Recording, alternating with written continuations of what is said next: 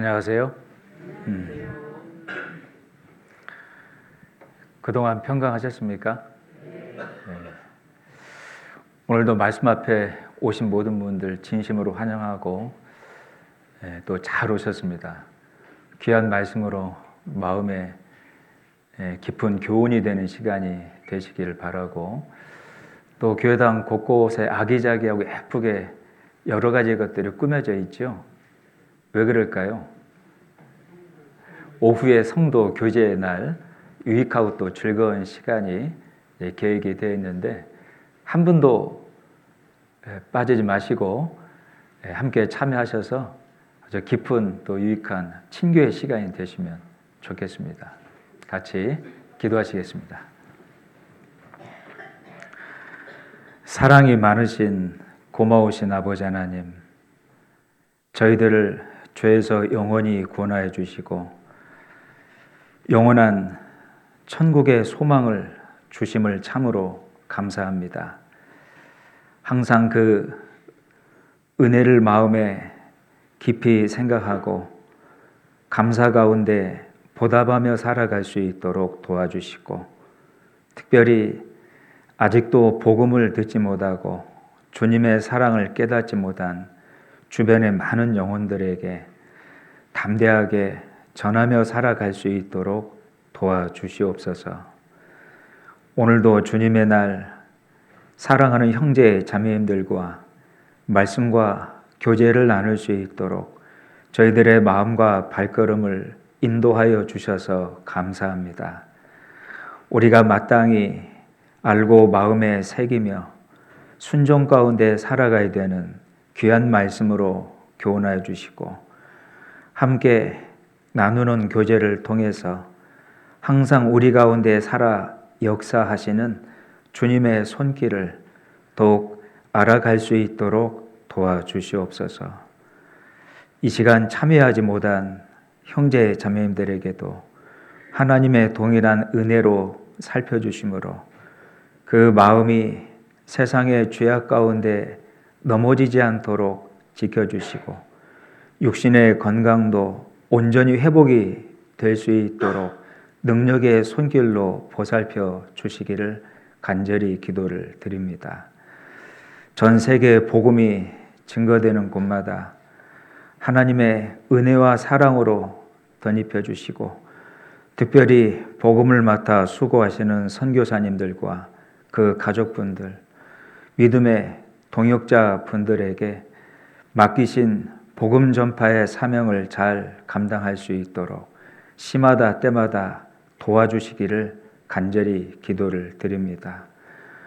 오늘 오후에 있는 성도 교제의 날 시간, 은혜 가운데 즐겁고 유익한 시간이 될 수 있도록 인도하여 주시옵고, 새해의 첫 말씀과 함께 출발하는 2025년 동계 수련회에도 모든 분들이 동참하고 하나님의 귀한 말씀으로 새해를 맞이하며 마음 가운데 소원과 결심, 기도하는 귀한 시간이 될 수 있도록 도와주시옵소서.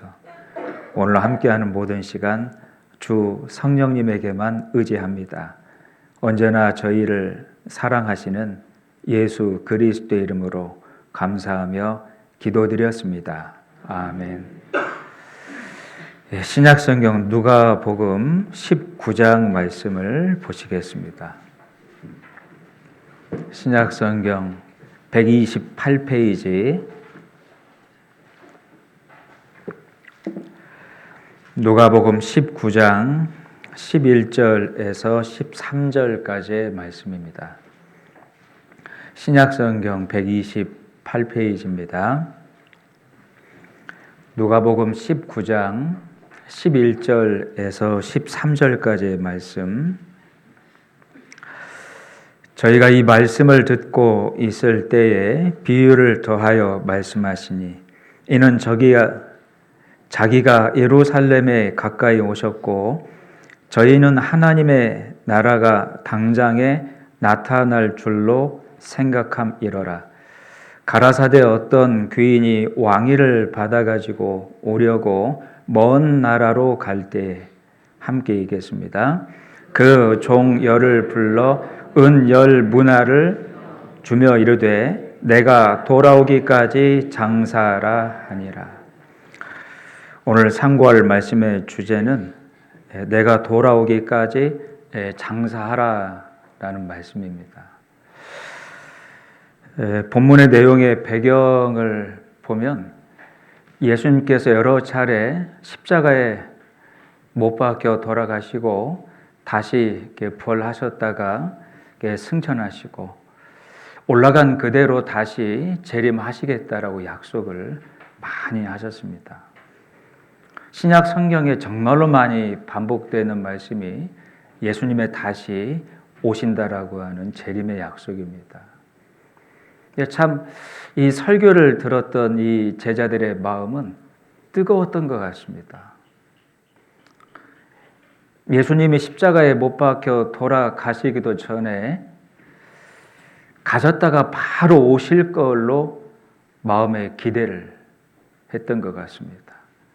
당장 오실 걸로 여러 가지 질문을 하니까 예수님께서 읽었던 본문에 문화의 비유를 말씀하시며 예수님이 부활 승천하시고 재림을 하시기까지 상당한 시간과 기간이 있다라고 하는 것을 말씀하셨고 그 소요되는 상당한 시간과 기간 가운데 그 시간들이 얼마나 귀한 시간들인지 그 시간에 살아가는 삶의 모습이 얼마나 귀한 그 시간들인지를 교훈을 하시고 있는 말씀입니다. 왜냐하면 주님이 다시 재림하실 때에는 이 세상 가운데에는 무서운 심판이 경고가 되어 있고 구원받은 성도들에게는 엄청난 영광과 상급이 약속이 되어 있기 때문입니다. 오늘도 저희 이 시간 이 설교 말씀을 통해서 주님의 재림이 분명한 이 마지막 시대에 어떠한 모습으로 무엇을 바라보며 무엇을 위해서 살아가야 될지 마음 가운데 교훈이 되는 시간이 되면 좋겠습니다. 읽었던 말씀 13절을 다시 한번 보시면 그 종 열을 불러 은 열 문화를 주며 이르되 내가 돌아오기까지 장사하라. 이 문화라고 하는 것은 헬라 시대 때 통용이 되었던 화폐 단위입니다. 성경 누가복음에만 기록이 되어 있는 화폐 단위인데 구원받은 모든 사람들에게 주어지는 것이라고 볼 수 있습니다. 하나님이 구원받지 않은 사람들한테는 문화를 맡기시지 않습니다. 그러니 마태복음 25장에 소개되어 있는 달란트에 비유하고는 약간의 성격 차이가 좀 있습니다. 마태복음 25장 말씀은 하나님이 구분하시는 말씀입니다. 구원을 받은 자와 받지 못한 자에 대한 구분의 말씀이어서 열 처녀의 비유가 소개가 되어 있고 주님이 재림하실 때 구원받은 기름을 준비한 5 처녀의 지혜로운 모습이 설명.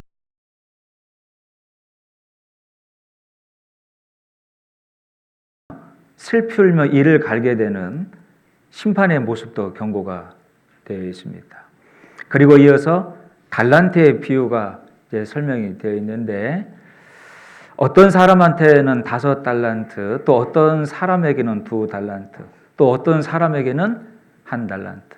각기 재능에 맞게 다르게 달란트를 주었다 말씀하셔서 그 달란트가 주어진 것은 살아있을 때 하나님의 살아계심을 깨닫고 주시는 구원을 받을 수 있는 기회들, 그 재능들, 그 여건들을 주신 거라고 볼 수 있습니다. 어떤 사람은 똑같이 5 달란트를 남기고 또 어떤 사람은 똑같이 2 달란트를 남겼다. 남겼다라고 하는 것은 구원을 받았다는 뜻이고 한 사람은 전혀 달란트를 남기지 않았죠. 땅에 파 무엇 부었다라고 말씀하고 있습니다.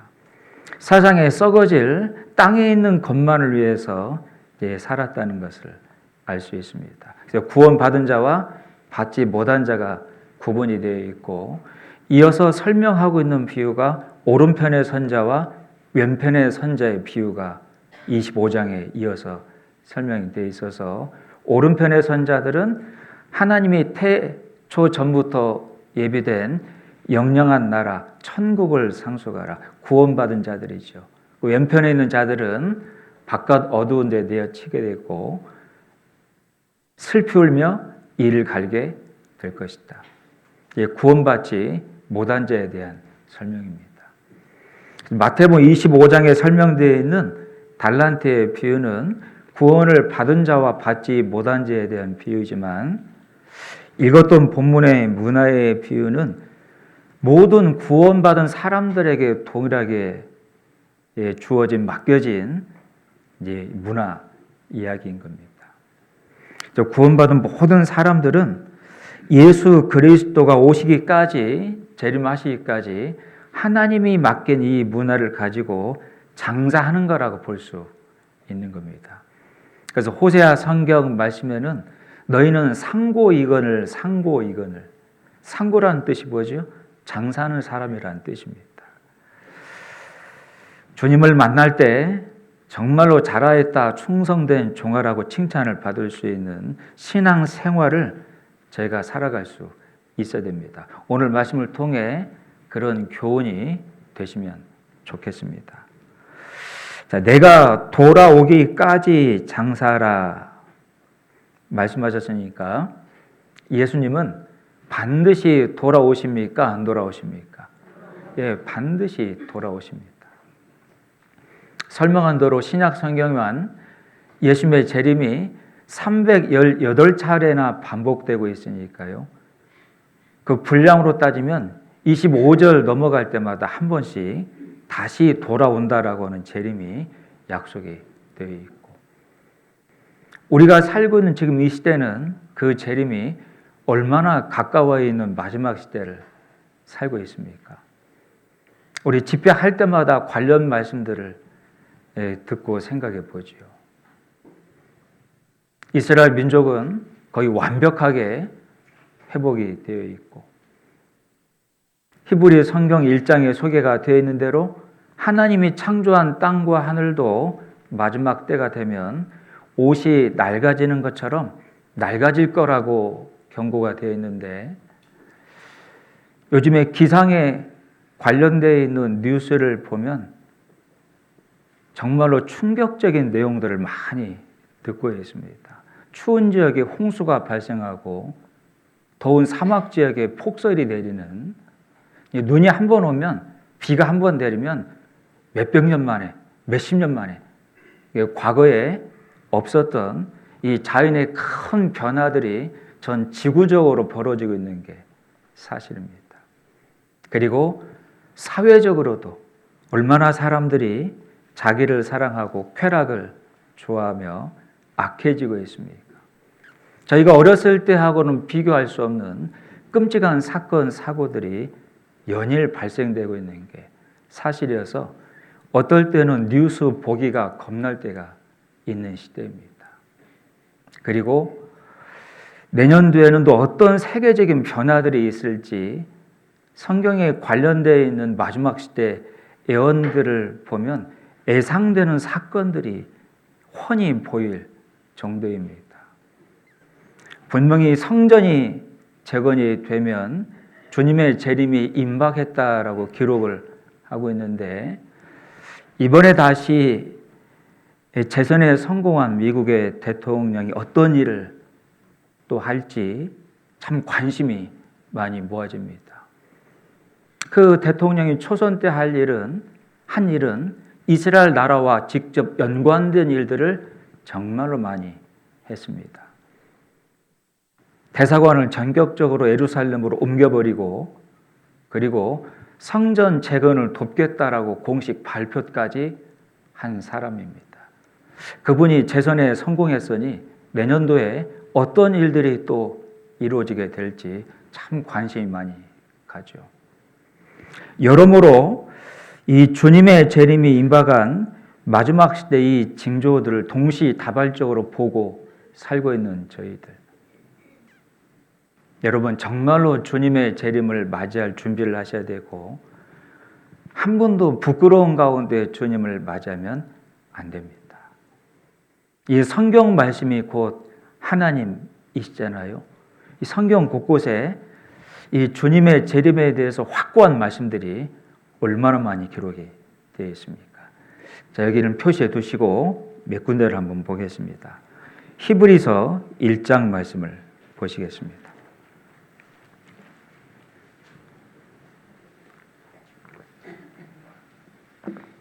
히브리서 1장 신약성경 353페이지입니다. 1장 6절 말씀입니다. 같이 있죠? 또 맏아들을 이끌어 세상에 다시 들어오게 하실 때 하나님의 모든 천사가 저에게 경배할지어다 말씀하십니다. 2000년 전에 초림하신 예수님은 독생자의 신분으로 오셨습니다. 부활하시기 전이죠. 하지만 부활하신 이후에는 이제 독생자가 아니죠. 신분이 뭐라고 되어 있습니까? 맏아들입니다. 그분이 부활하심으로 정말로 많은 영혼들이 구원을 받게 되어서 하나님의 자녀가 되므로 실은 굳이 표현하면 예수님의 동생들이 되었다라고도 볼 수 있어서 뒤에 있는 2장 10절 11절 말씀 보면 거룩하게 하는 자와 거룩함을 받은 자가 다 하나에서 난지라. 그러므로 형제라고 부르시기에 조금도 부끄러워 아니하셨다. 그래서 저희들은 구원받으면 형제 자매라고 부르는 겁니다. 실은 맏아들 되신 큰 형님이신 예수 그리스도의 형제 자매들이 되었다라고 볼 수 있는 겁니다. 여기에도 맏아들을 다시 이끌어 세상에 들어오게 하신다라고 분명히 기록이 되어 있고 뒤에 10장 말씀을 한번 보시죠. 10장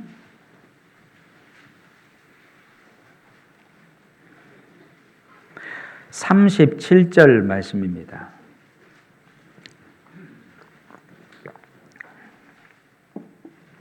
37절 함께 읽겠습니다. 잠깐 후면 오실 이가 오시리니 지체하지 아니하시리라. 사도행전 1장 말씀에도 수백 명이 보는 가운데에서 승천하시며 내가 올라간 그대로 다시 오신다라고 약속을 하셨습니다. 그 장소도 기록이 되어 있죠. 감람산입니다. 주님이 재림하시는 장소가 이스라엘 땅에 감람산인 걸 알 수 있죠. 성경의 마지막인 요한계시록 마지막 22장 20절 21절에는 어떻게 끝나고 있습니까? 아멘 주 예수여 오시옵소서. 이 모든 은혜가 모든 자에게 있을지어다.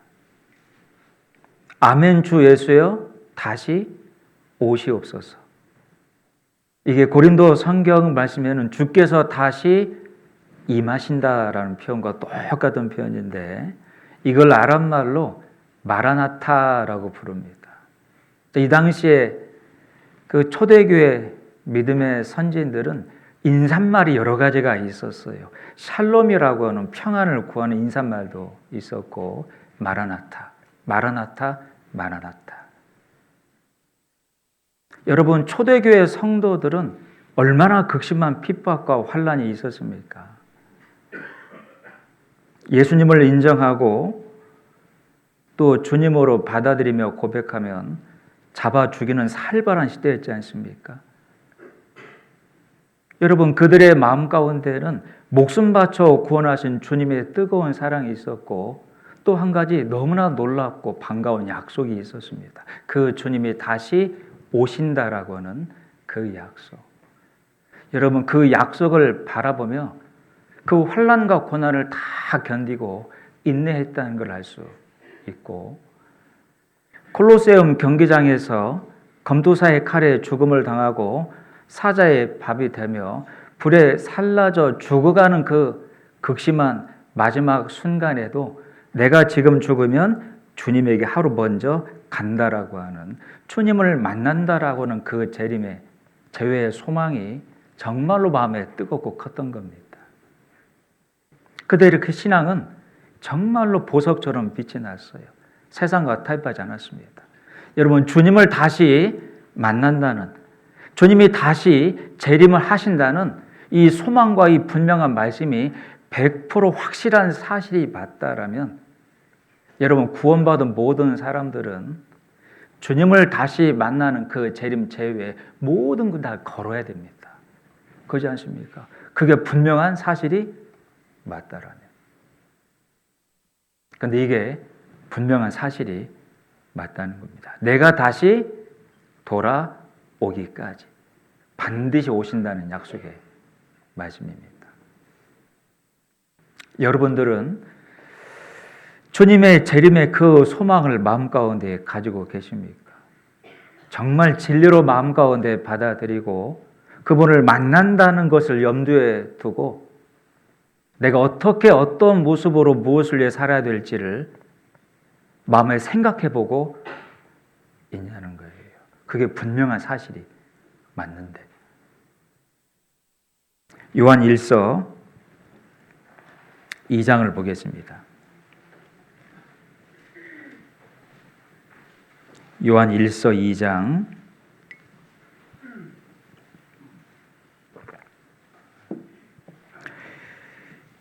28절 말씀입니다. 요한 1서 2장 28절 같이 읽겠습니다. 자녀들아, 이제 그 안에 거하라. 이는 주께서 나타나신 바 되면 그의 강림하실 때 우리로 담대함을 얻어 그 앞에서 부끄럽지 않게 하려. 분명한 사실입니다. 주님을 다시 만날 때 그 앞에 담대함을 얻고 전혀 부끄럽지 않게 하려 함이라. 그러면 정말로 부끄러운 자가 되어서는 안 된다는 말씀입니다. 데살로니가 전서 5장 23절 말씀에도 너희 온 영과 혼과 몸이 예수 그리스도 강림하실 때 뒷말씀이 뭐죠? 흠이 없게 깨끗하게 보존되어 있기를 원하노라. 진짜로 오시니까요. 이 사실을 알고 믿는 자마다 자신을 깨끗하게 단장하느니라. 마치 신랑을 맞이하는 신부의 모습처럼 말입니다. 여러분, 지난주 토요일 날 저희 교회에 자매님과 또 춘천교회 형제님이 결혼식을 올렸습니다. 그 춘천교회당 결혼식장 갔다 오셨지요. 그 아름답게 단장하고 있는 정말로 생애에서 가장 아름다운 그 모습을 갖춘 신부의 모습을 보셨습니까? 보셨어요? 왜 그렇게 아름답게 깨끗하게 순결하게 단장하고 있는 겁니까? 신랑을 맞이하기 때문입니다. 우리 구원받은 모든 하나님의 자녀들은 신랑 되신 예수 그리스도의 신부입니다. 반드시 신랑이신 예수님이 다시 오신다라고 말씀했고, 그 오시는 신랑 되신 주님을 맞이하는 신부인 여러분들의 모습은 어떠해야 되냐는 거예요. 그래서 요한계시록 말씀에도 흰색 아주 깨끗하고 정결한 세마포를 둘러 입고 있는 신부의 모습으로도 구원받은 자녀들을 설명한 말씀이 있는 겁니다. 근데 저희는 이 사실을 깊이 생각을 안 하고 살아갈 때가 많습니다. 분명한 것은 내가 돌아오기까지 반드시 돌아오신다는 걸 말씀했고, 장사하라 라고 문화를 맡겨 주셨다는 겁니다. 그 문화를 가지고 정말로 하나님을 위해서 귀한 일에 사용을 하고 있는지, 아니면 여전히 세상 가운데 마음에 두고 세상과 욕심만을 위해서 그 문화를 쓰고 있는지 한번 깊이 생각을 해보셔야 돼요. 여러분, 전도서 9장 1절 말씀에는 너희가 미리 생각해보라 라고 권면하십니다. 네가 주님을 만났을 때 사랑을 받을는지 미움을 받을는지 지금 미리 생각을 해보라. 생각해 보시죠. 내일 당장 주님이 오신다라면 그 주님 앞에 여러분들은 사랑을 받겠습니까? 미움을 받겠습니까? 정말로 큰 영광 가운데 주님을 맞이하겠습니까? 부끄러운 모습으로 주님을 맞이하겠습니까? 미리 생각을 해보라. 야고보 성경 2장 성경 말씀에도 네가 말하는 것과 행동하는 것을 심판을 받을 자처럼 말도 하고 행동하라. 이따가 말씀을 드리겠지만 우리가 주님을 만나서 공중에서 7년 동안 혼인 잔치가 벌어지고 놀랍게 7년 동안 주님이 신랑 되신 예수님이 하신 일이 뭐예요? 구원받은 이후에 어떻게 살았는지에 대한 심판을 하시는 기간이 7년입니다. 그러니 사랑을 받을는지 미움을 받을는지 지금 미리 생각을 해보셔야 됩니다. 내 삶을 돌아봐야 돼요. 한국의 고전 중에 춘향전이 있습니다. 그 춘향전의 내용이 뭐죠? 이 남원의 광안루에 가보면 그 이몽룡 도령과 성춘향에 관한 이야기가 이제 기록이 되어 있고 들을 수가 있지 않습니까? 이몽룡과 성춘향이 사랑을 나눴다고 합니다. 근데 이몽룡이 과거 시험을 보기 위해서 한양으로 올라갔고 홀로 남겨진 춘향이 그 지역에 새로운 사또가 부임했는데 이름이 변씨예요. 여기 변가 있으십니까? 변사또. 그 아리따운 춘향의 모습을 보고 계속 수청을 들라고 얼마나 집요하게 요청을 합니까? 막 협박도 하고 윽박도 하지 않습니까? 근데 춘향이 자기 마음을 눈꽃만큼도 변사또한테 주지 않습니다. 여러분, 사또가 화가 나가지고 목에다가 칼을 채우고 감옥에다가 쳐 넣어버리지 않습니까? 마음을 바꾸도록. 그런데도 춘향의 마음은 요지부동입니다. 누구한테 향하고 있어요? 이몽룡. 자, 춘향의 마음에 이도령, 그 이몽룡이 다시 돌아온다라고 하는 그 희망과 소망이 없다라면 그 절개와 순정을 지킬 수 있겠는가? 아닐 겁니다.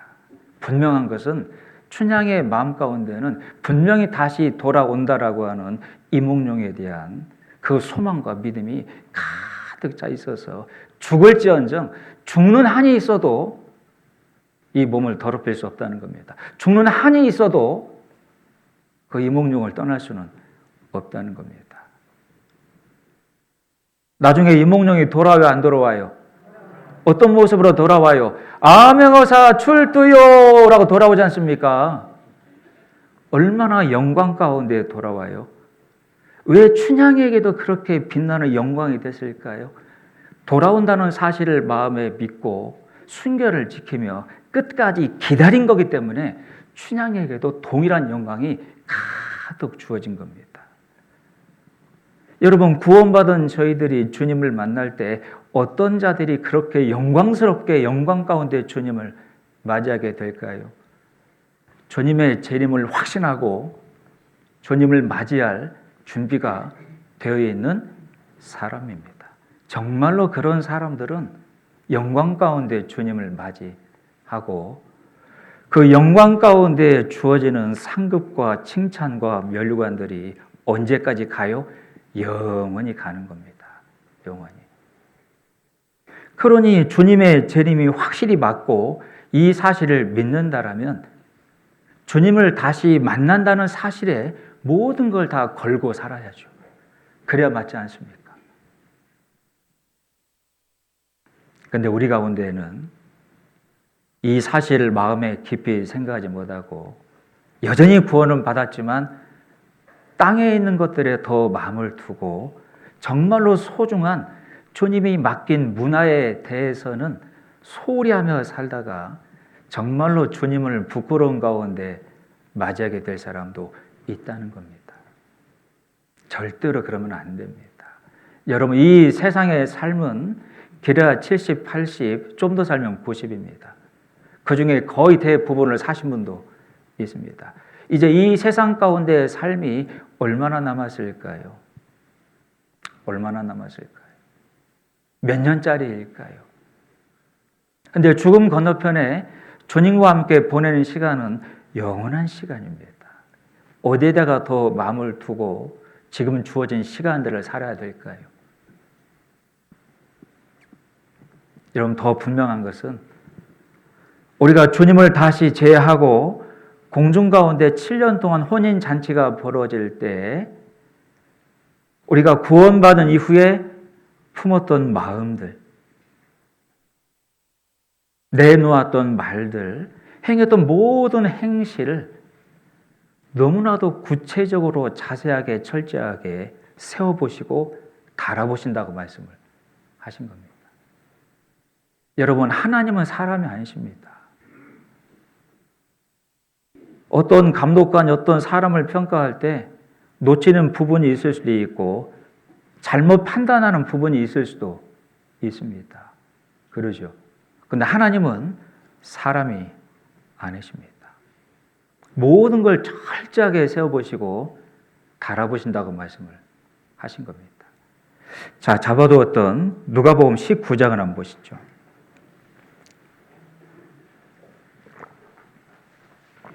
19장 15절 말씀입니다. 누가복음 19장은 계속 표시해 두시고요. 15절 귀인이 왕위를 받아가지고 돌아와서 그 문화를 준 종들의 같이 읽죠. 각각 어떻게 장사한 것을 알고자 하여 저희를 부르니. 자, 종들을 다 불렀고 분명히 돌아오기 전에 한 문화씩을 똑같이 맡겼다라고 말씀합니다. 자, 이 맡긴 문화를 어떻게 장사했는지를 전부 다 세워보고 달아보겠다라고 말씀을 하신 겁니다. 여기 앉아있는 모든 분들도 그런 시간이 반드시 있다는 것을 여러분들이 아셔야 됩니다. 여러분, 세상 가운데에도 연말이 있고 새해가 있습니다. 직장마다 연말 결산, 연말 정산 하시죠. 아마 세금 환급을 위해서 우리 성도분들 가운데 연말 정산 서류를 부탁하시는 분들도 있겠지 않습니까? 보통 회계연도는 어떻게 됩니까? 1월 1일에서 12월 31일까지입니다. 왜 세상 가운데 연말과 새해가 있을까요? 그건 하나님이 우주와 자연 가운데 두신 섭리입니다. 왜 그런 섭리를 두셨을까요? 살아온 한 해를 돌아보고 새해를 맞이할 때 한 해를 어떻게 살았는지에 대한 결산과 정산이 반드시 있다는 것을 교훈하고 있는 겁니다. 여러분, 창세기 1장 말씀은 하나님이 천지 만물을 6일 동안 창조한 기록입니다. 첫째 날 빛을 만드셨고 순서적으로 물과 하늘을 만드셨고 땅과 식물을 만드셨고 넷째 날 해와 달과 별. 첫째 날 만드신 빛을 그 해와 달과 별들을 하나님이 원하는 위치에 딱딱 두심으로 해를 두시고 달을 두시고 별들을 하나님이 원하는 자리 위치에 딱 두심으로 그러므로 생긴 사인, 징조들이 뭐죠? 사시와 일자와 연한이 생겼더라.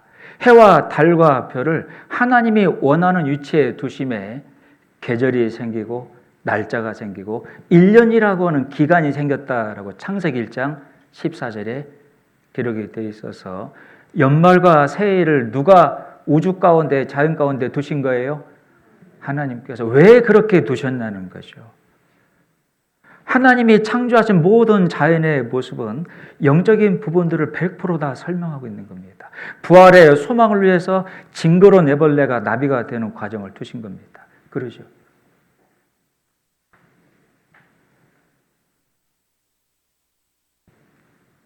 너희가 장사한 것을 보자. 여러분 그거 생각해 보셨어요?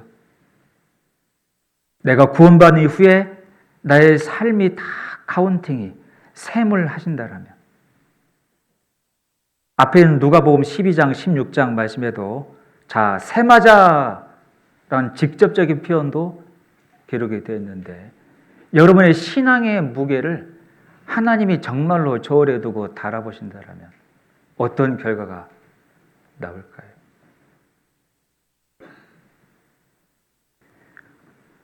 시편 147편 말씀에는 하나님이 창조한 별의 개수도 세신다라고 말씀하십니다. 심지어 그 이름까지 부르신다고 말씀하십니다. 여러분들 별의 개수를 셀 수 있어요? 근데 하나님은 그 별의 개수를 다 세고 계시대요. 마태복음 10장 말씀에는요, 여러분이 이 머리에 자라있는 머리카락 개수 셀 수 있습니까? 한번 세보실래요?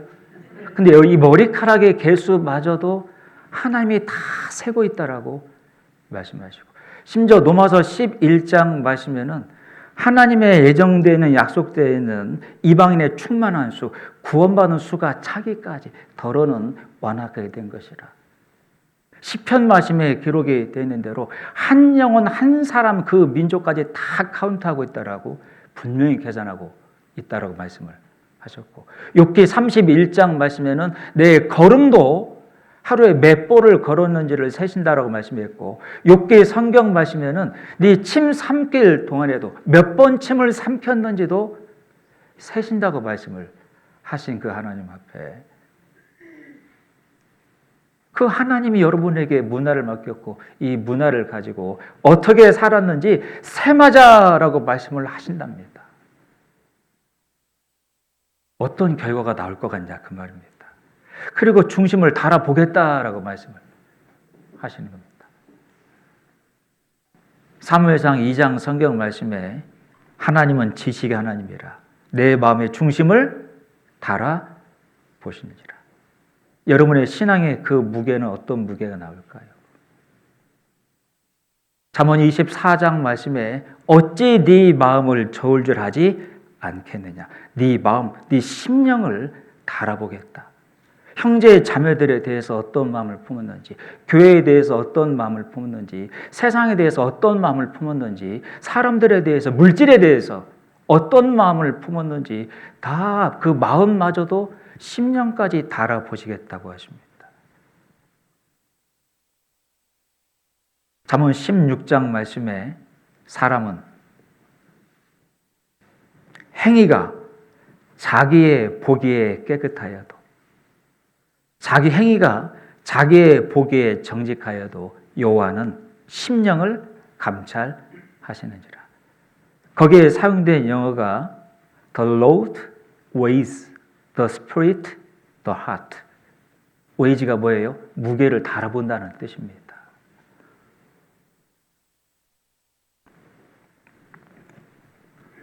저는 성경 말씀을 읽고 공부하면서 묵상해 보면서 훗날을 생각을 하지 않는다라면 지금을 지혜롭게 살 수 없다는 걸 100% 믿습니다. 훗날 주님을 맞이하고 내 모든 삶이 계산이 된다는 걸 지금 생각을 안 한다라면 지금을 온전히 올바르게 살 수는 없어요. 여기 다니엘 성경 한번 가보죠. 끔찍한 사건이 하나 기록이 되어 있습니다. 구약성경 1242페이지 다니엘서 5장입니다.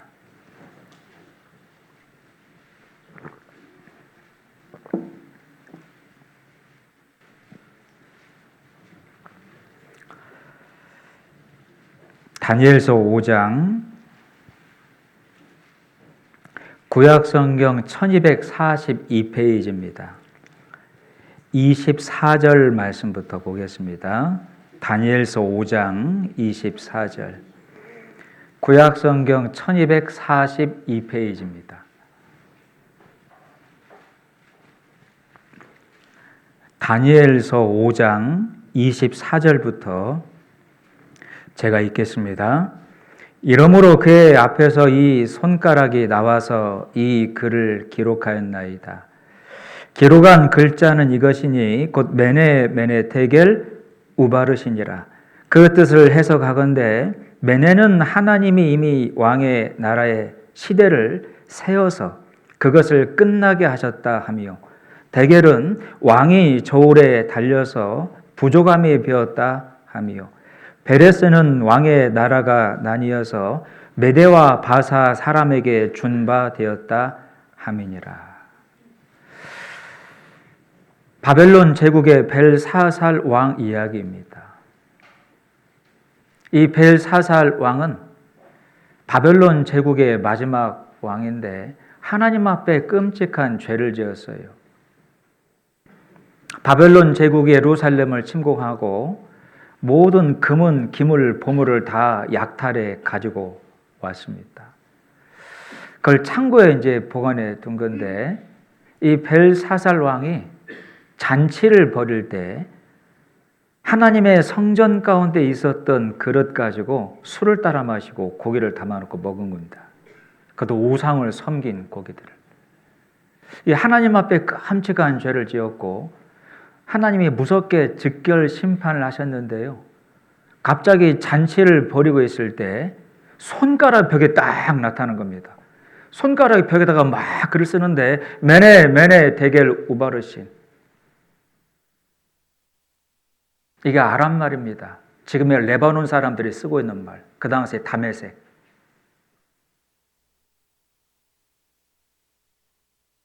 그 뜻은 뭐냐면 메네메네, 세어보고 데겔, 달아보니 우바르신, 전혀 무게가 나가지 않고 개수가 안 나오는구나. 너를 조각내버리겠다라는 뜻입니다.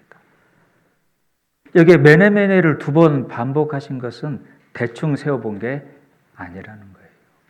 정말로 자세하게 철저하게 세어보신 겁니다. 세어보고 달아보니 전혀 개수가 안 나오고 무게가 나오질 않으니 너를 조각내버리겠다.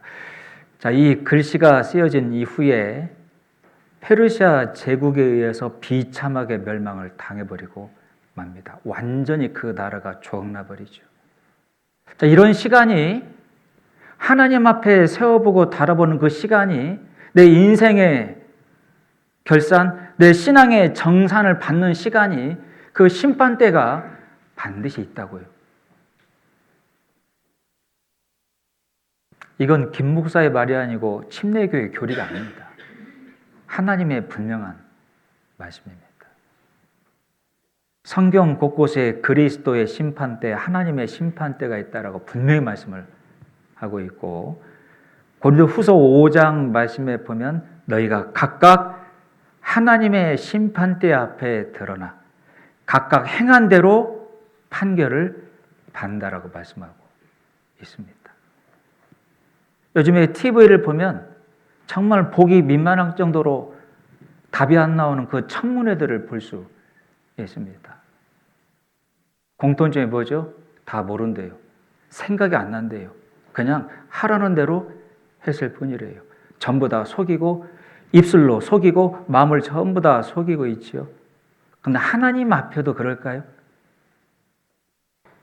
세상 법정 가운데에서 사람 앞에서는, 사람 판사 앞에서는 속일 수 있고 마음을 덮을 수도 있지만, 우리는 하나님 앞에, 하나님의 심판대 앞에 선다는 것을 기억을 하셔야 됩니다.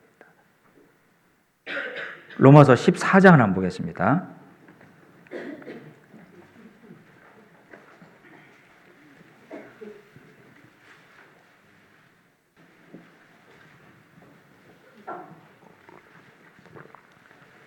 로마서 14장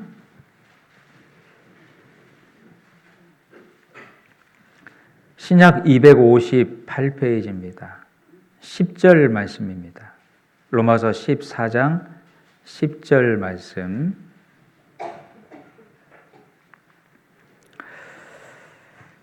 네가 어찌하여 내 형제를 판단하느냐? 어찌하여 내 형제를 업신 여기느냐? 우리가 다 어디에 선다고요? 하나님의 심판대 앞에 서리라. 여러분, 로마서 성경 말씀은 로마에서 구원받은 그 하나님의 자녀들 로마 교회에 보낸 편지입니다. 여기 기록되어 있는 하나님의 심판대는 형벌의 양을 결정짓는 그 심판대가 아니에요. 구원받은 사람들이 그 삶과 신앙에 대한 판가름을 하는 심판대입니다. 이런 날이, 이런 순간이 반드시 있다고요, 여러분들. 11절 기록되었으되 주께서 가라사대 내가 살았노니 모든 무릎이 내게 꿇을 것이요 모든 혀가 하나님께 자백하리라. 이러므로 우리 각인이 자기 일을 하나님께 짓고 하리라. 숨길 수 있는 것은 없습니다.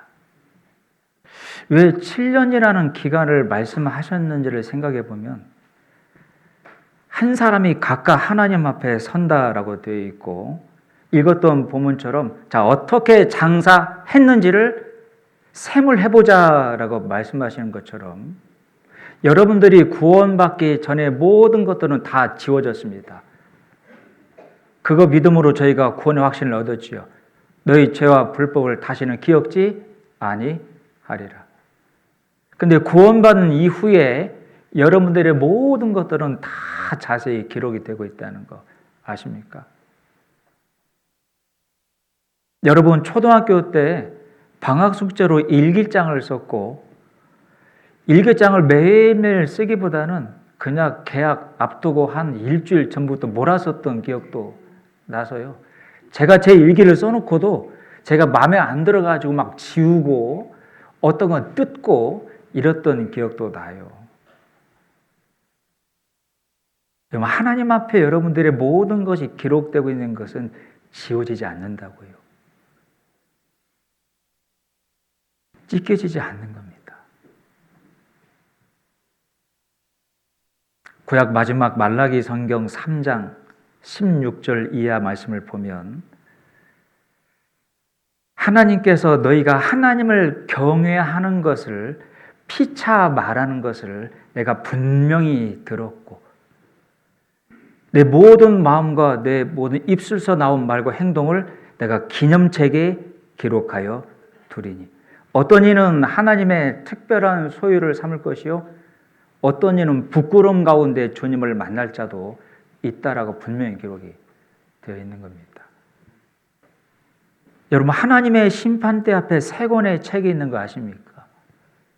천국 가는 명단이 기록되어 있는 생명책이 있고 심판받고 지옥 가는 그 사람들의 형량이 기록되어 있는 범죄의 기록부가 있고 구원받고 천국 가는 자에게 주어지는 상급과 영광을 수여하시는 기념책이 있다라고 말씀을 하고 있는 겁니다.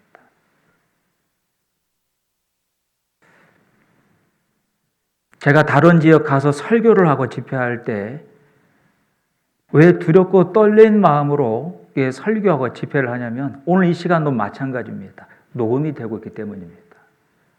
이 설교가 다 녹음이 되고 있고 저희 가평교회 채널에 올라갑니다. 때론 전 세계에서 보기도 하고 국내에서 보기도 합니다. 말 한마디 내가 잘못 이 성경 말씀을 설명한 게 있다라면 하나님 앞에 큰 잘못이 될 수도 있습니다. 제 머리 스타일, 제 옷 가짐도 항상 단정하게 확인 점검하고 단상에 올라옵니다. 왜? 녹음이 되고 있으니까요. 녹음이 되고 있다는 자체는 깨끗하게 하고 단정하게 하고 두렵고 떨리게 합니다. 여러분 생각해 보셨어요? 여러분의 모든 삶의 내용이 몸과 마음과 입술이 전부 다 기록이 되고 있다는 사실입니다. 하나님이 그렇게 구체적으로 자세하게 기록하는 것은 혼내는 목적이 절대로 아닙니다. 예수님께서 마태복음 6장 말씀에 너희는 너희를 위하여 보물을 하늘에 쌓아두라. 누굴 위하여 보물을 하늘에 쌓아두래요? 너희를 위하여. 여러분 각자 자신을 위해서 여러분들이 받는 영광과 상급과 칭찬과 존귀 엄청난 면류관이 반드시 있으니 네가 너를 위하여 보물을 하늘에 쌓아두라. 여러분 천국에는 좀도 없고 동록도 없다. 좀벌레도 있지 않고 이 구리에 시퍼런 녹이 쓰는 것처럼 절대 녹 쓰는 일도 없다는 거예요. 그래 너희가 너희를 위하여 보물을 하늘에 쌓아두라. 하나님이 저의 모든 것을 자세하게 기억하시고 기록을 하시는 것은 우리에게 영광과 상급과 칭찬과 멸관으로 갚아주시기 위해서입니다. 갚아주시기 위해서요. 그걸 영원히 누리는 거라고 분명히 말씀을 하고 있습니다. 에레미야 성경 2장 1절 2절 말씀에 보면 출애굽한 이스라엘 백성들에게 하나님이 이렇게 말씀합니다. 너희가 광야 가운데에서 어떻게 나를 쫓았음을 너희를 위하여 기억하노라. 너희가 광야 가운데에서 어떻게 나를 쫓았는지를 너희를 위하여 내가 기억하노라. 그 40년 동안 광야를 통과했던 이스라엘 백성들의 자세한 그 마음과 태도와 그 모습이 민수기 성경 말씀에 자세히 기록이 되어 있고, 어머니의 원래 시간대에 민수기 성경 공부를 하고 있지 않습니까? 내년도에는 전체가 다 민수기 성경 공부를 하려고 합니다. 왜 민수기 성경 말씀에 영어 제목이 뭐죠? 넘버스입니다. 수를 센다는 뜻이에요. 왜 민수기의 성경 구절 제목을 수를 센다는 의미로 해 놓으신 겁니다. 이스라엘 백성이 출애굽했을 때 나온 숫자를 셌고 40년 광야를 통과한 다음에 남아있는 숫자를 다 셌어요. 심지어 유월절을 통과할 때 바쳤던 장자를 대신한 짐승의 수를 다 셌고 장자의 수가 맞지 않을 때는 추가적으로 3개를 더 내도록 그 한 사람의 그 카운트까지 놓치지 않고 다 셌다라고 기록이 되어 있습니다. 그리고 에레미야 성경 2장에 그 민수기의 성경을 회고하시며 너희가 광야 가운데 어떤 마음으로 무엇을 위해서 살았는지를 너희를 위하여 내가 다 기억한다라고 분명히 기록이 되어 있는 겁니다.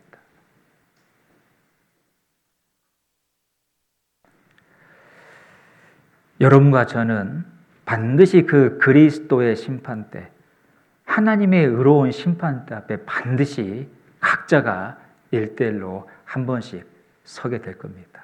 그리고 어떻게 살았는지에 대한 실제적인 평가와 판단이 있고, 이걸 고린도전서 3장 말씀에는 불공력 시험을 받는다라고도 구체적으로 표현이 되어 있어요. 고린도전서 3장을 보겠습니다.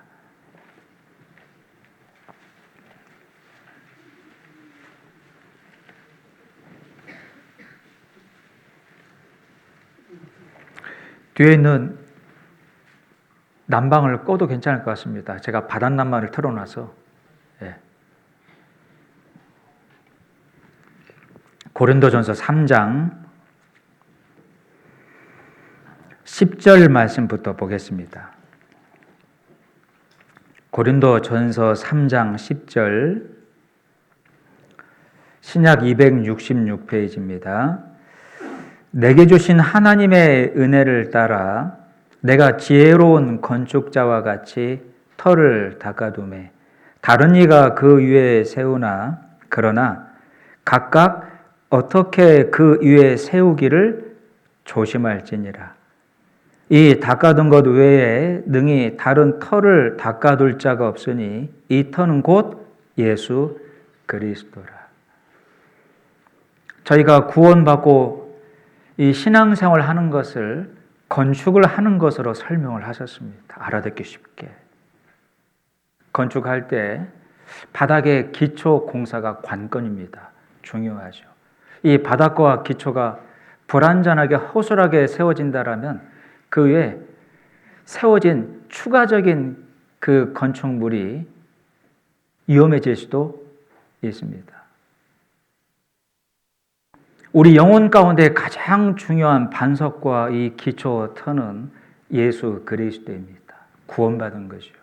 천하 인간에게 구원을 받을 만한 다른 이름을 주신 적이 없습니다. 예수 그리스도가 하신 일, 십자가에서 피 흘리고 죽으심으로 내 죄를 영원히 갚아서 용서해 주시고 다시 부활하심으로 영원한 구원의 보증이 되어주신 그 복된 소식 복음말입니다. 로마서 1장 16절에 이 복음은 믿는 모든 자에게 구원을 주시는 하나님의 능력이라. 가장 견고한 터와 반석은 예수 그리스도 하신 일, 그 복음을 통해 구원받은 겁니다. 확실하게 구원을 받은 사람은 신앙생활은 뭐 하는 거라고요? 건축하는 거라고요. 대충 세우래요, 조심조심 세우래요. 여기에 각각 어떻게 그의 세우기를 조심하여 세울지니라.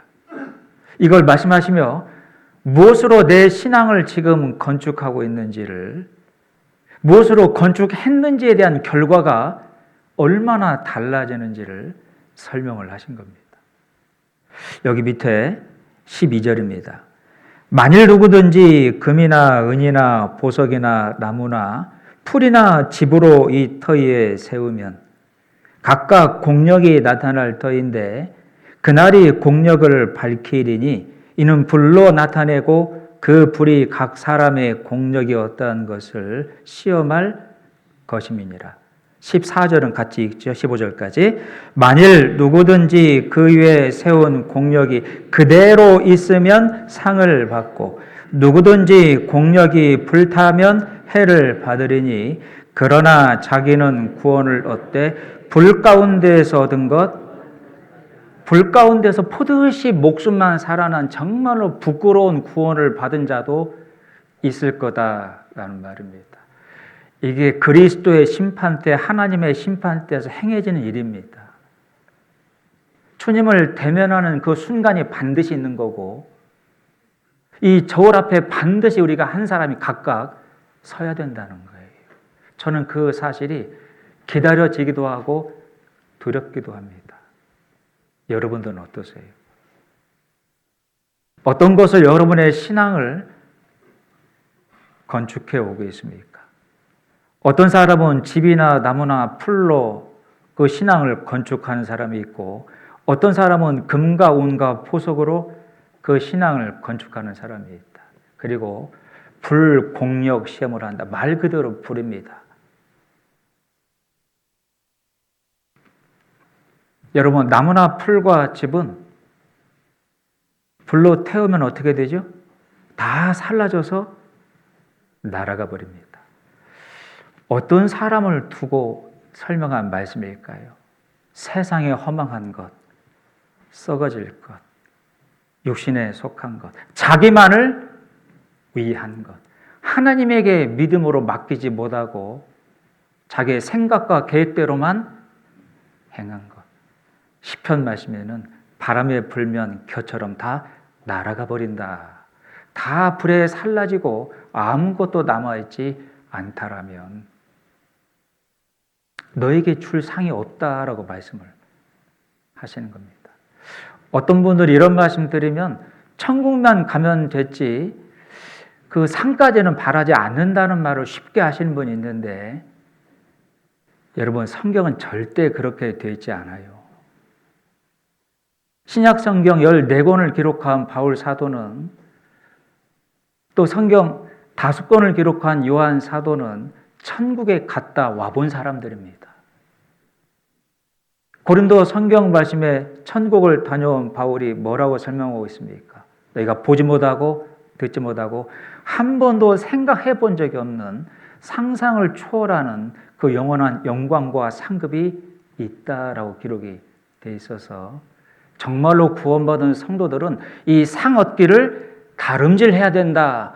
이 상을 얻는 것을 위해서 자기를 쳐서 복종시키며 절제해야 되고 날마다 자기가 죽어야 된다라고도 기록하고 있습니다. 아주 간절한 메시지죠. 저는 이 세상에 몇십 년 붙잡고 사는 것도 아둥바둥 그 얻으려고 온갖 수단과 방법을 가리지 않고 행할 때가 있는데, 여러분, 영원히 사라지지 않는 그 영원한 것들을 위해서 하나님께서 문화를 맡기셨습니다. 여러분 생각해 봐요. 저희가 구원받고 천국 가는 것은 절대 우리의 공로로 가는 것이 아닙니다. 예수님이 나를 위해서 십자가에서 피 흘려 돌아가신 그 놀라운 사랑과 은혜, 선물처럼 믿음으로 구원받고 천국 가지만 천국에서 영원히 누리는 것들이 있어요, 없어요? 성경은 분명히 내가 너에게 구원을 준 것은 영원한 구원과 함께 영원한 영광도 함께 얻게 하려 함이라. 영광이 항상 같이 언급이 되어 있습니다. 이스라엘 백성이 출애굽하고 직진으로 올라가면 10하루길이면 바로 고향 땅 가나안 땅 들어가는데 왜 홍해바다를 건너게 하고 굳이 광야 40년을 통과하게 하고 가나안 땅에 들어가게 한 겁니까? 여러분, 가나안 땅은 천국의 모형이 되기도 하지만 영광과 상급의 모형이 되기도 합니다. 분명히 그들을 가나안 땅에 들이는 것은 하나님의 약속이었어요. 하나님이 그들을 가나안 땅에 반드시 들이십니다. 그런데 가나안 땅에 들어가게 하는 것만이 목적이 아니었기 때문에 영광도 함께 해주시려고 40년 동안 광야를 통과하게 하며 가나안 땅에서 받게 될 영광받게 합당한 자로 만드시기를 원했어요. 그들을 애굽에서 구원해내는 것은 하루 저녁이면 충분했지만 그들이 가나안 땅 들어가 영광을 받으려면 그들 속에 있는 400년 동안 쩔어있던 애굽을 빼내야만 됐습니다. 육신을 쳐서 복종을 시켜야만 됐어요. 세상을 사랑하고 세상을 바라보는 시각을 하나님을 사랑하며 천국을 바라보는 시각으로 바꿔야만 됐습니다. 여러분, 그 기간이 40년이 걸린 거라고요. 왜 그렇게 이 척박한 고난의 상징인 광야를 걷기 위해서 불뱀과 추위와 더위와 이런 것들을 다 겪게 하고 아말렉 족속의 침입을 받게 하고 모진 것들을 다 겪게 한 겁니까? 은에서 찢기를 제하라. 그리하면 장색에 쓸만한 그릇이 나오려니. 여러분, 24K 정금이 그대로 발견되지 않습니다. 반드시 24K 정금은 연단과 단련, 소위 순수화 과정을 통해서 불순물을 제거해야 24K 정금이 나오고, 여러분 저 보세요. 석탄과 다이아몬드는 원래 출발이 석탄 하나로 같아요. 다이아몬드의 본 성분이 석탄입니다. 근데 왜 석탄이 갑자기 다이아몬드로 바뀐 겁니까? 하루아침에요? 아니잖아요. 왜 석탄이 다이아몬드로 바뀐 겁니까? 정말로 오랜 시간 엄청난 압력과 엄청난 열을 막 견뎌내면서 불순물이 다 빠져나가고 불순물이 다 빠져나간 결정체가 그 영롱한 다이아몬드입니다. 그 다이아몬드를 세상 가운데 둔 것은 이 탄소가 석탄이지 않습니까? 그 탄소가 석탄이 다이아몬드로 바뀌어놓은 과정이 엄청난 열과 그 압력을 버텨야만 된다는 것을 자연의 섭리 가운데 두신 이유가 뭐죠? 우리가 하나님 앞에 갔을 때 받는 영광도 세상 가운데 고난과 핍박과 이 모든 것들을 잘 견뎌낸 자들이 정금 같은 믿음을 갖게 되고 그런 자에게 엄청난 영광이 돌아간다는 것을 교훈을 하시는 겁니다. 여러분들의 신앙은 어떻습니까?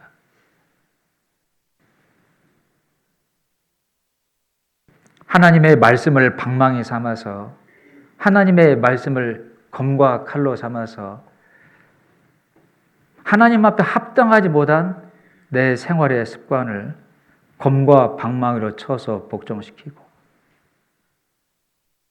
세상 가운데 경제 어려움이 찾아오거나 건강의 어려움이 찾아오거나 근데 인간관계의 어려움이 찾아올 때 순간은 아프고 힘들지만 목숨 바쳐 나를 구원하신 하나님이 영원히 함께 하신다는 임마누엘의 약속을 의지하고 놀라지 마라, 두려워하지 마라. 내 능력의 오른손으로 너를 붙들리라.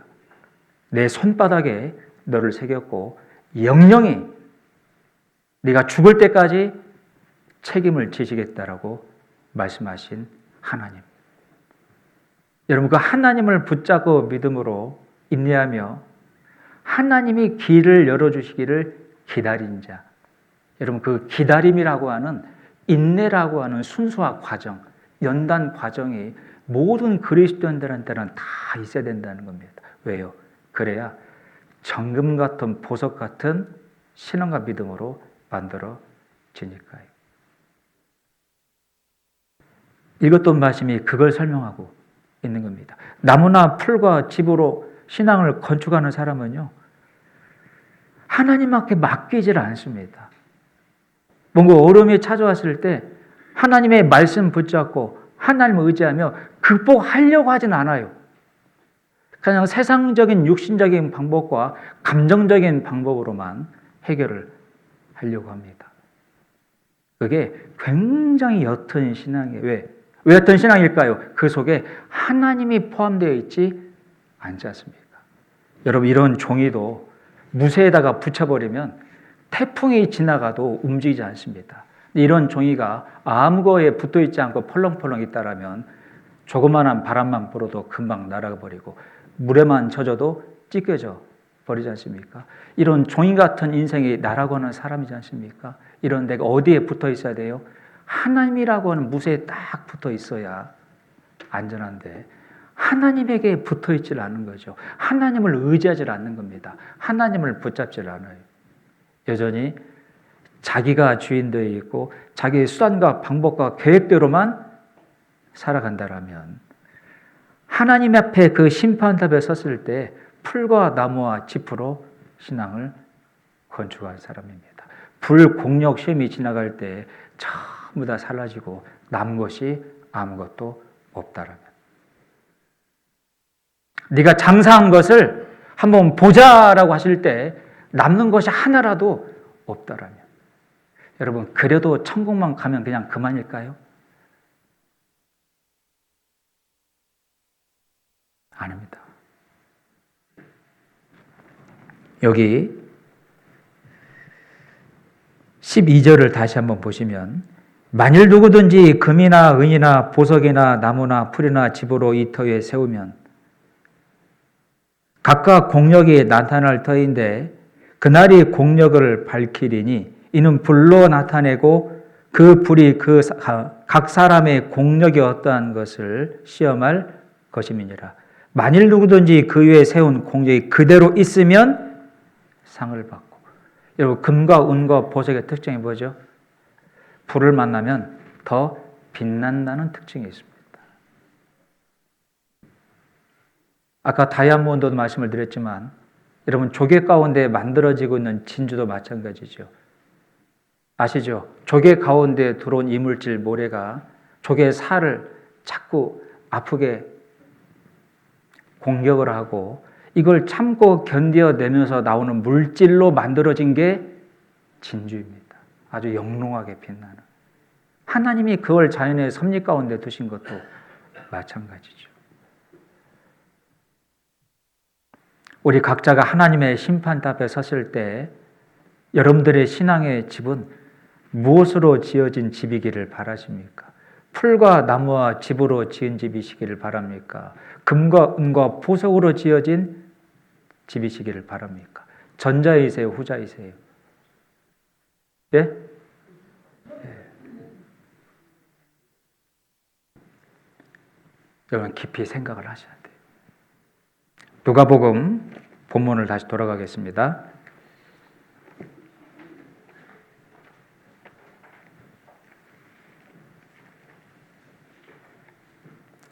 19장 18절입니다. 16절을 먼저 보겠습니다. 16절. 누가복음 19장 16절. 그 첫째가 나와서 가로되 주여 주의 한 문화로 10문화를 남겼나이다. 18절도 보겠습니다. 그 둘째가 와서 가로되 주여 주의 한 문화로 5문화를 남겼나이다. 10문화를 남긴 종이 있고 5문화를 남긴 종이 있습니다.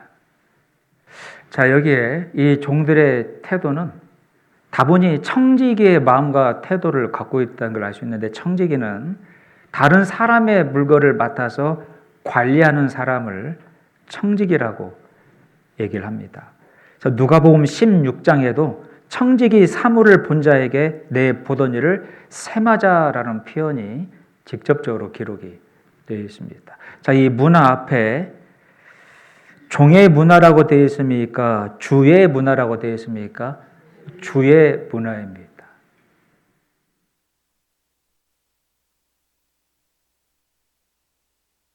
청직으로 맡았다는 것은 나를 위해서 내 목적으로 써서는 안 된다는 거예요. 맡기신 주인 대신 하나님을 위해서 하나님을 위한 목적으로 사용이 돼야 된다는 거고. 이런 문화를 남겼다라고 하는 것은 풀어서 말씀을 드리면 시간을 투자했다라고도 풀어서 말씀드릴 수 있는 겁니다. 여러분, 세상 가운데 공부하는 학생도 공부하는 데 시간을 얼마나 투자하고 공을 들였는지 결과가 나타나죠. 농사를 짓는 것도, 직장 일을 하는 것도, 운동을 하는 것도, 예술을 하는 것도 그 일을 위해서 얼마나 가치 있고 중요하게 생각하고 시간과 공을 들였는지가 그 결과로 나타나는 겁니다. 저희가 갖고 있던 문화가 아니에요. 주님이 주신 문화입니다. 하나님의 문화입니다. 여러분이 갖고 있는 시간, 여러분들에게 허락되어 있는 물질, 여러분들이 활동하고 있는 건강, 심지어 이 목숨마저도 생명의 원천이 하나님께 있어 하나님께로 온 것입니다. 더군다나 여러분들이 구원받은 이후에는 완전히 새로운 생명을 선물로 받았죠.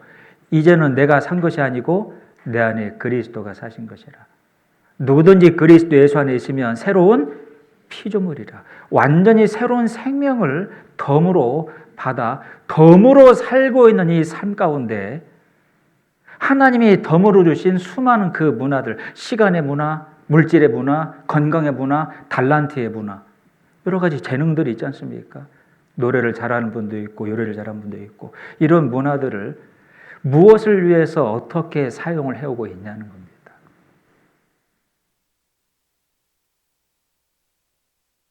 하나님의 평가는 정말로 의롭고 공평하고 세심합니다.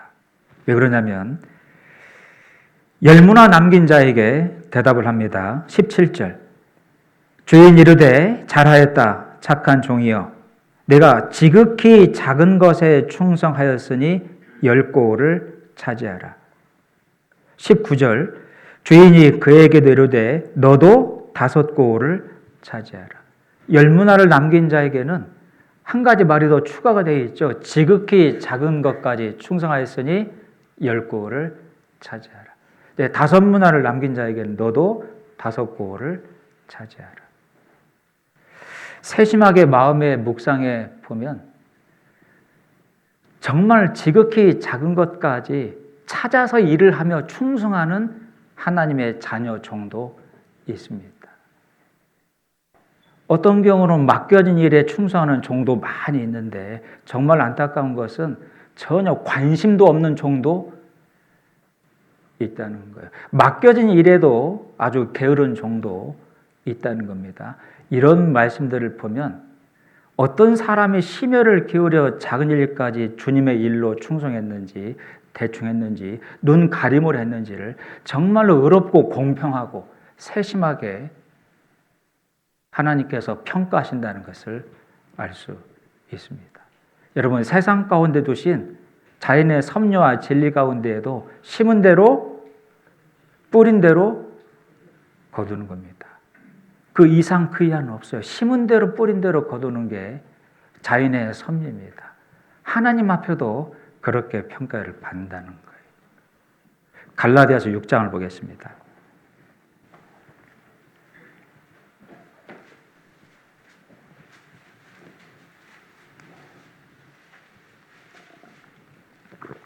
갈라디아서 6장 7절, 8절 말씀입니다.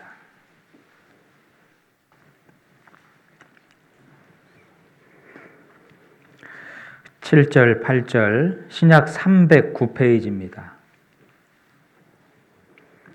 같이 읽겠습니다.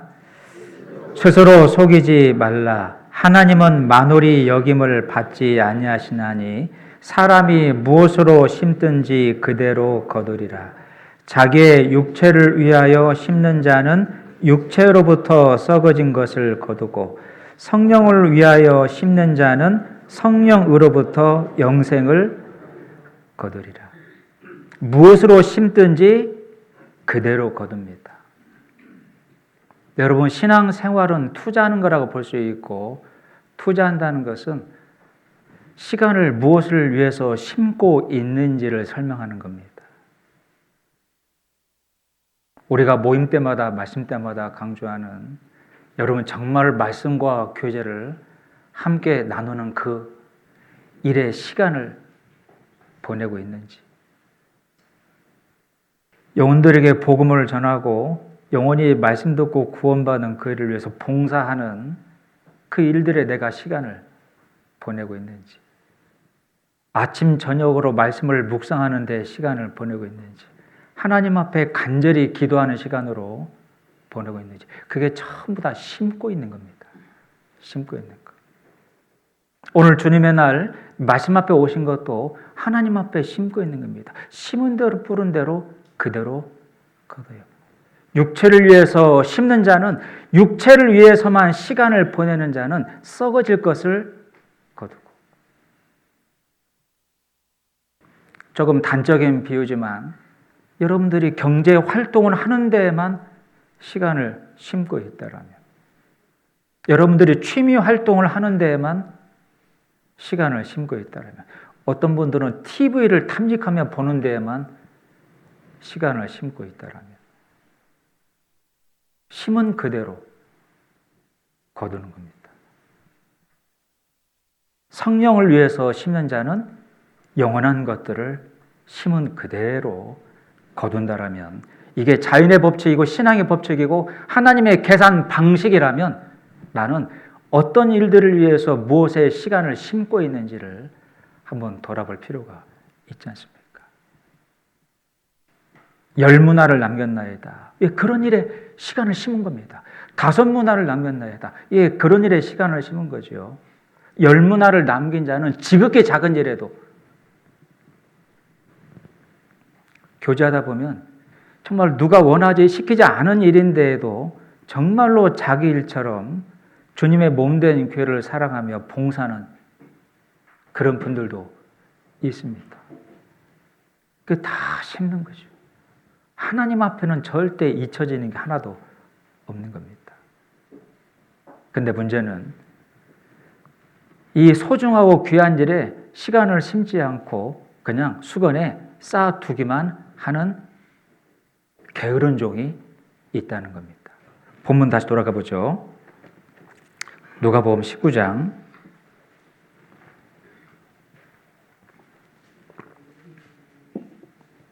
누가복음 19장 20절입니다.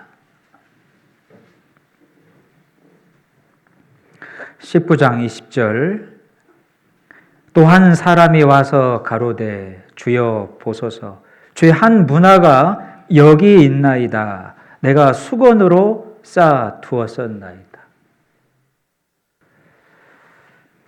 어떤 종은 지극히 작은 일까지 충성하며 그런 일들을 위해서 시간을 투자하고 심었는데, 그래서 10골을 차지하라.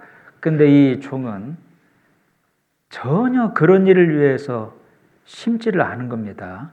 그냥 문화를 수건에 쌓아 두었었나이다. 여러분, 수건은, 저도 손수건을 사용하고 있지만 땀이나 눈물이 났을 때 닦는 물건이라고 볼 수 있는데, 이 수건으로 문화를 쌓아 두기만 했다는 것은 절대 그렇게 살려고 한 적이 없다는 겁니다. 땀을 흘리거나 눈물을 흘리려고 하지 않았다는 거예요.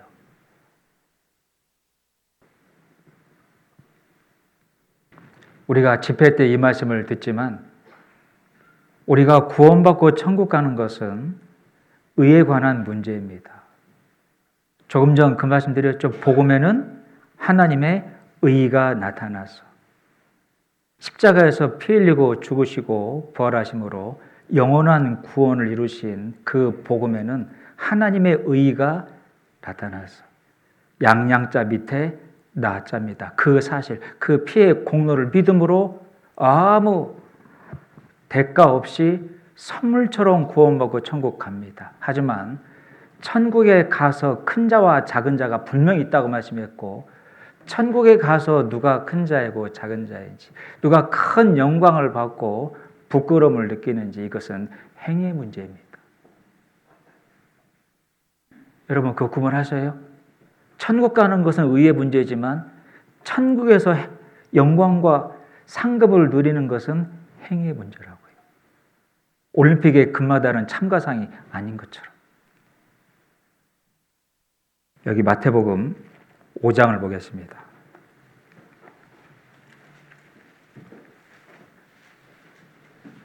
마태복음 5장 19절 20절입니다.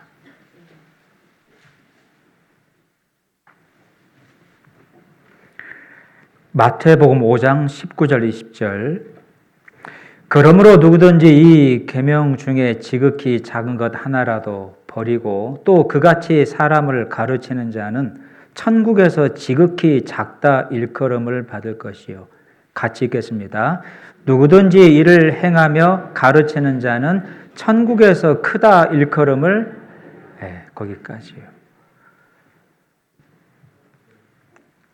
누구든지 이를 행하며 가르치는 자는 천국에서 크다 일컬음을 받을 것이다.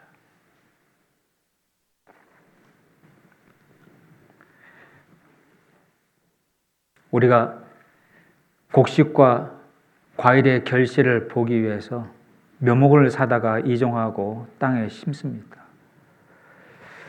그 묘목을 땅에 꽂아 두기만 하면, 모내기를 하기만 하면 바로 과일이 올라오고 바로 곡식이 맺힙니까? 아니죠. 시간과 과정이 반드시 필요하고 농부들의 수고와 땀방울이 필요합니다. 과일 농사 짓는 분들 찾아가서 같이 도움 봉사하다 보면 정말로 힘들게 그 과수원을 돌본다는 걸 알 수 있습니다. 눈이 오나 비가 오나 정말 다시 돌보는 마음으로 그 과수를 돌보고 곡식을 돌본다는 것을 알 수 있습니다. 쌀값이 10kg 한 푸대가 8만 원이면 그 8만 원은 쌀값이 아니에요. 여러분, 그 쌀은 하나님이 그냥 주신 겁니다. 근데 마트에서 8만 원 받는 건 뭐죠? 농부의 수급입니다. 자연의 섭리와 이치가 그렇듯 우리가 천국 가는 것은 하나님의 공로와 은혜로 가지만 천국에 가서 큰 자라고 상급을 영광을 받는 것은 행하는 자입니다. 행하는 자.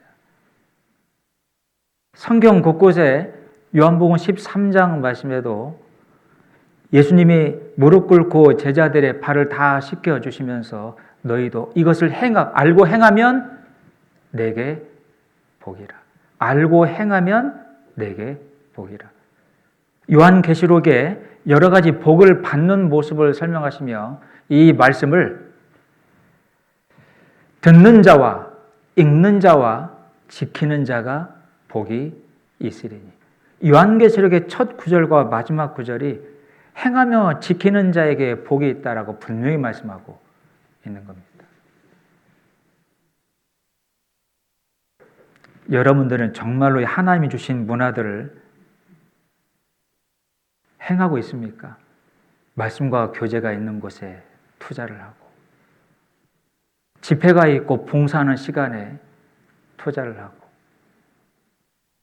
말씀을 묵상하고 하나님께 간절히 기도하는 시간으로 투자하고 있습니까?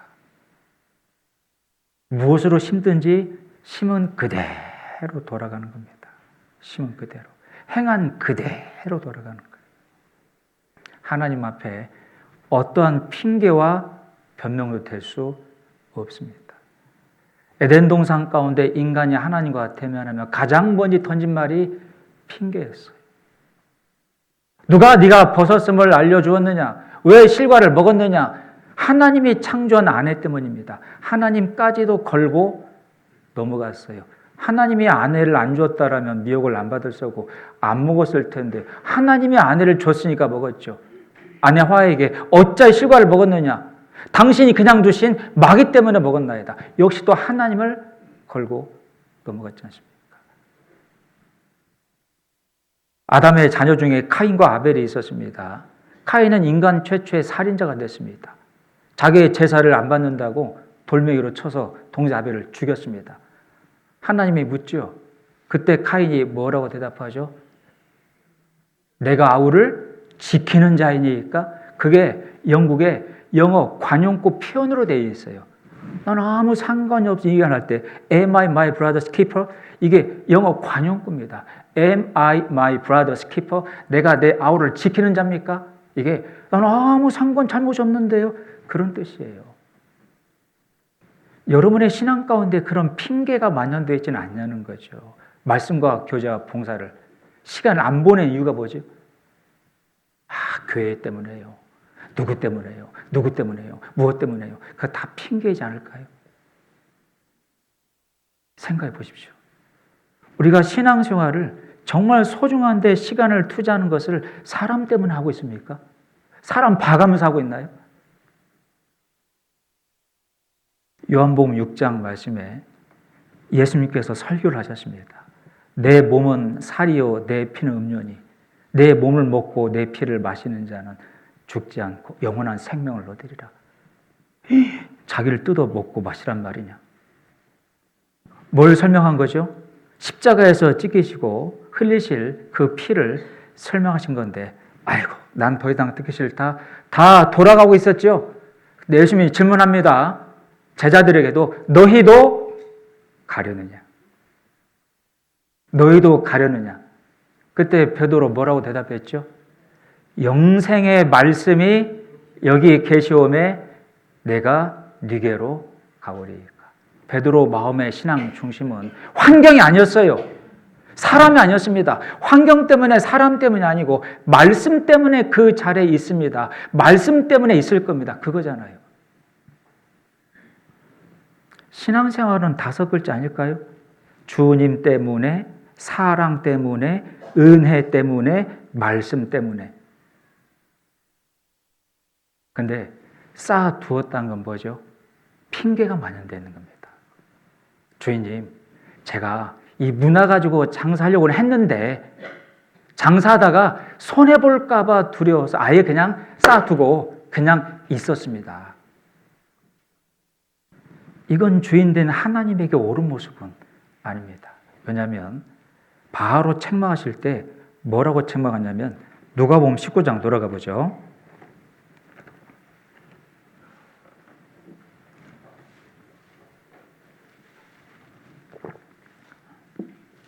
누가복음 19장 3절 말씀입니다. 누가복음 19장 23절입니다. 23절. 누가복음 19장 23절. 그러면 어찌하여 내 은을 문화를 은행에 두지 아니하였느냐? 그리하였으면 내가 와서 그 별리까지 찾았으리라 하고. 그래? 너는 그냥 아무것도 하려고 하지 않고 핑계를 대며 그냥 문화를 수건에 쌓아두었구나. 이리 와봐라. 그럴 것 같으면 왜 너에게 내가 문화를 주었겠느냐. 장사하라고 준 거잖아요. 근데 쌓아두기만 했을 것 같으면 내가 왜 너에게 문화를 주었겠느냐. 차라리 이 문화를 은행에다가 보관했다라면 별리 이자라도 받지 않았겠느냐.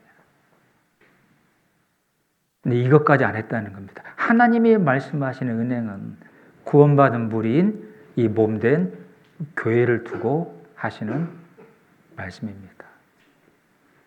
여러분, 분명한 것은 이자라고 별리라고 하는 추가적인 어떤 손익이 발생된다고 하는 것은 우리에게 최소한의 것을 말씀하시는 겁니다. 네가 정말 말씀과 교제 가운데 있기만 했어도, 말씀과 교제가 있는 장소에 항상 함께 하기만 했어도, 말씀이 전해지는 곳에 그 말씀을 전하는 위해서 봉사하는 곳에 네가 있기만 참석하기만 했어도 그 말이에요. 이 은행이 이 주님 몸된 교회를 두고 하는 말입니다. 그렇게만 했어도 별리 그 이자가 너에게 갔을 거다. 10골까지는 아니어도 별리 이자는 너에게 갔을 거다. 그 말입니다.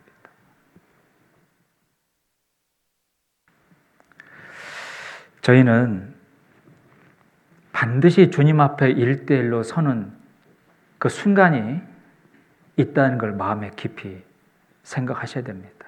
내가 돌아오기까지 장사하라. 그리고 어떻게 장사한 것을 보자. 여러분 가평교회 나오세요. 1구역 나오세요. 단체상 없습니다. 다 각각 자기가 행한 대로입니다. 그 시간, 그 순간이 반드시 있다는 것을 마음에 꼭 생각하시고 나는 과연 하나님이 나에게 맡기신 하나님의 문화들, 시간과 물질과 달란트와 가장 큰 문화인 사랑의 문화, 너희가 거저받았으니 거저주어라. 그 예수 그리스도의 십자가의 그 보혈의 사랑은 원래 여러분 겁니까? 주님의 것입니까? 그 주님이 우리에게 아무 대가 없이 거저 주신 그 사랑의 문화 쓰고 있어요. 장사하라고 줬잖아요. 형제 자매를 대할 때 정말 주님을 보듯 한 피 한 가족을 나눈 형제 자매로 대하며 판단하지 않고 미워하지 않고 용서하고 용납하고 사랑으로 감싸며 받아줄 줄을 아는, 여러분 그 큰 사랑의 문화도 여러분들이 받았잖아요. 그 사랑의 문화 가지고 지금 장사하고 있습니까? 사용하고 있어요? 그러셔야 되잖아요. 우리가 하나님 앞에 섰을 때 그 모든 장사하는 것에 대해서 셈을 하시는 그 순간이 있고 그 셈의 결과가 천년왕국과 영원한 천국으로 이어진다는 사실을 마음에 꼭 기억하시기 바랍니다. 기도하시겠습니다. 사랑이 많으신 고마우신 아버지 하나님, 오늘 저희들에게 문화의 비유를 통해서 교훈해 주신 깊은 말씀들을 한낱 흘러 떠내려 가지 않도록 마음판에 깊이 새겨주시고 우리 생활 가운데에 힘이 되고 분별이 될 수 있도록 인도해 주시기를 원합니다. 모든 것을 감사드리오며 언제나 저희를 사랑하시는 예수 그리스도의 이름으로 감사하며 기도드렸습니다. 아멘.